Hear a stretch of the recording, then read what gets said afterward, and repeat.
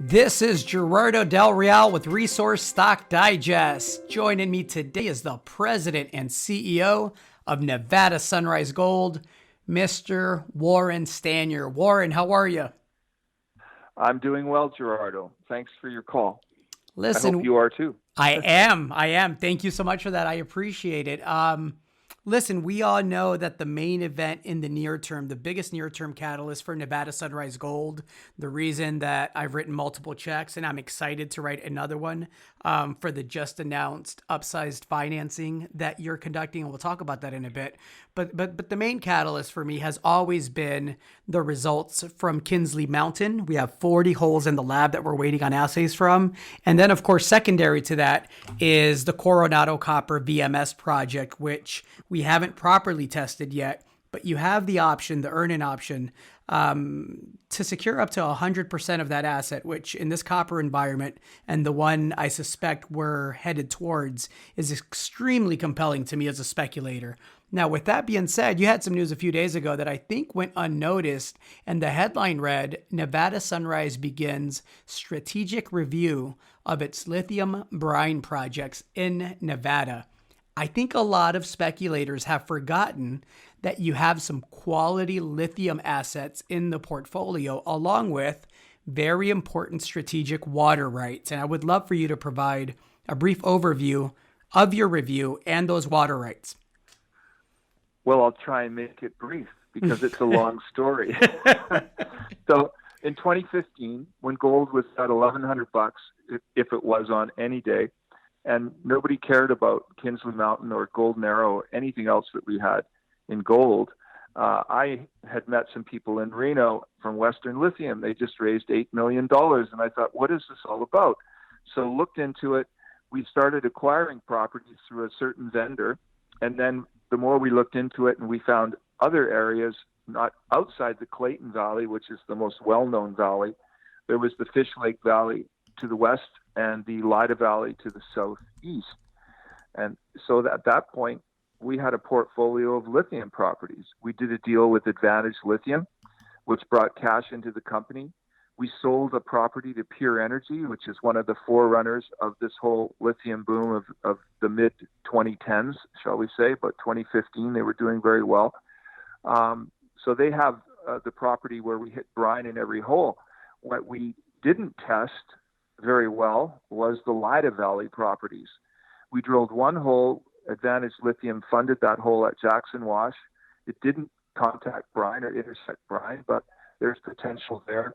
I know for a fact that the Silver Peak mine, when they're drilling in the mine area, they don't get brine on every hole because we know the engineers and geologists that work there at various times. So these properties demand to be tested, and we've got some really good geophysics that we're now putting into a compilation that was never compiled back in 2016, 2017.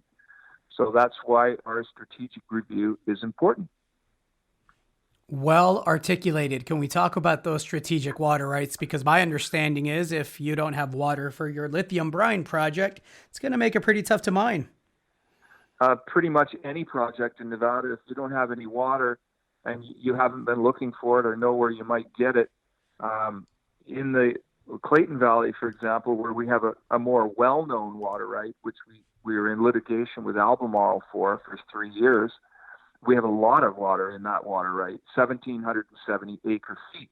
So if you could imagine a 1 acre square of ground that is 1,700 feet high, full of water, a column of water, that's how much we could use in a year with that water right. We are looking for partners in the Clayton Valley for that water right, but I don't have much to report at this moment.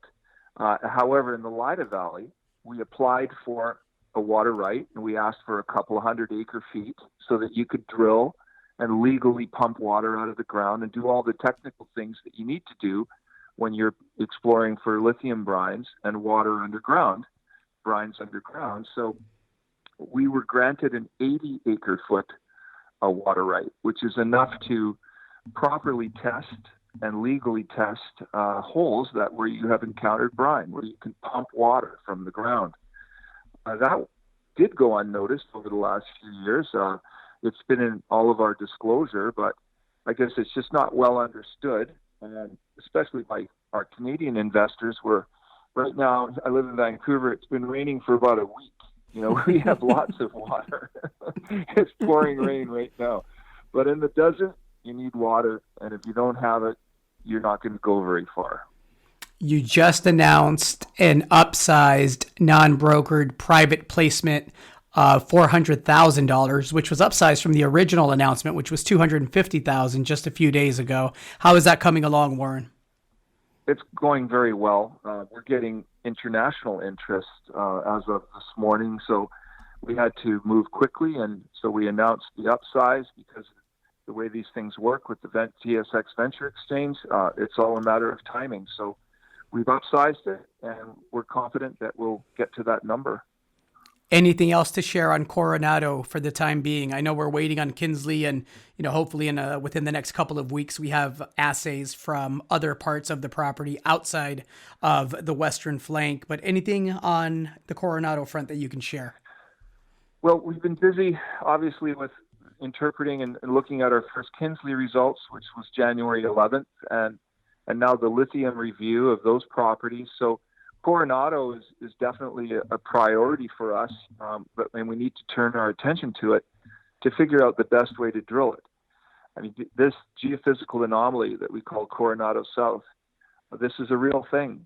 So how do we get through this dirt and mud and what they called colluvium that has impeded us? It's been very frustrating, and probably the most frustrating drilling I've ever encountered. So it's going to take a little more time to figure it out, and we're in the midst of a winter situation here, so it's not drilling time anyway. And we've got an active permit, so we'll figure it out in the next couple of months, and hopefully we'll have something to report on a drilling plan to test the anomaly. Looking forward to it, Warren. Hopefully the next time you and I are chatting, it will be about a new discovery at Kinsley. Thank you so much for your time today. And thank you, Gerardo. And stay safe. All the best to you and your family. Same to you and same to yours. And thank you very much for that. I appreciate it, Warren. Thank you. Bye now.